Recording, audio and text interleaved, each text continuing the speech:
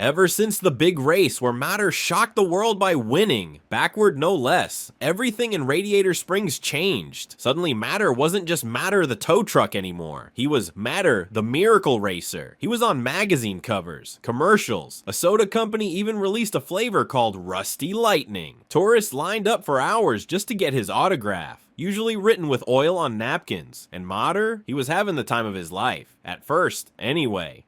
"Y'all want me on another billboard?" he laughed.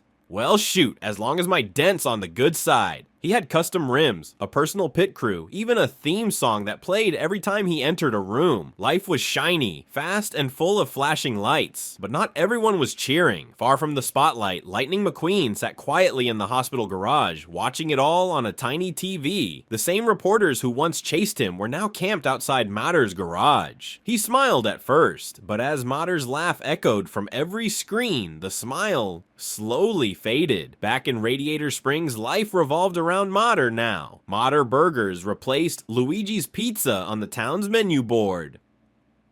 Flo renamed a milkshake the Toe Tally Turbo. Even Doc started getting fan mail, addressed to Mater's teacher. Mater tried to keep it all fun. He hadn't changed who he was, right? But slowly, without noticing, things began to shift.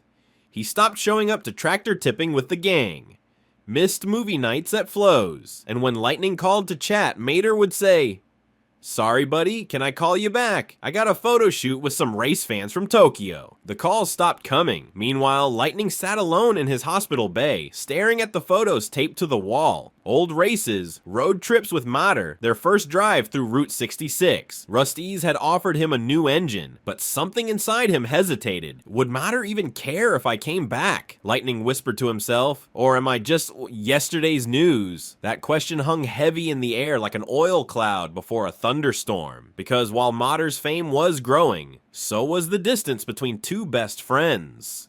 The Grand Canyon Rally was coming up. The biggest race of the postseason. All eyes were on Mater. "You ready, champ?" his new manager, a slick electric car named Vance Voltage, asked, polishing Mater's hood with a microfiber towel. "You win this race, and we're talking global deals. Video games, a cartoon, maybe even your own cereal. Mater Flakes. I can see it." Mater chuckled, though not as loud as usual. "I guess, yeah." That night, while the town was sleeping and the neon lights buzzed in the breeze, Mater rolled to the edge of Willie's Butte and looked up at the stars. His trailer was full of fan mail, his tires were top of the line, but his heart felt hollow. He thought about Lightning, how they used to race down this hill, yelling and laughing till the sun came up, and now, silence. He sighed. "Hope you're doing okay out there, buddy," he said into the wind. "Wish you were here to see all this." Meanwhile, miles away, Lightning sat in the dim glow of his garage, watching an old video on a dusty screen. Mater, covered in mud, saying, "Best part 'bout racing, it's who you got next to you." Lightning hit pause. Maybe Mater had changed, but maybe he just needed someone to remind him who he really was. And Lightning McQueen, he was done sitting on the sidelines. The morning of the Grand Canyon Rally dawned with a sky as orange as Mater's rust. Thousands of fans filled the Canyonside Arena. Drones buzzed overhead. Every screen blared with footage of Mater, posing, racing, grinning. He rolled up to the starting line in a gleaming chrome finish, complete with flames painted on his side and a new spoiler bolted to his tailgate. But inside, he felt nervous. The engines revved. Announcers shouted, "He's the rookie with the record, the backwoods bolt with a need for speed. Give it up for Mater the Magnificent." Mater smiled on cue, but just before the race began, a voice came over his radio headset. "Nice paint job," said the voice. Calm, confident, familiar. Mater's eyes widened. Lightning? You didn't think I'd let my best friend race without a proper send-off, did ya?" Mater's engine almost stalled right there on the track. "Buddy, I thought you were still recovering."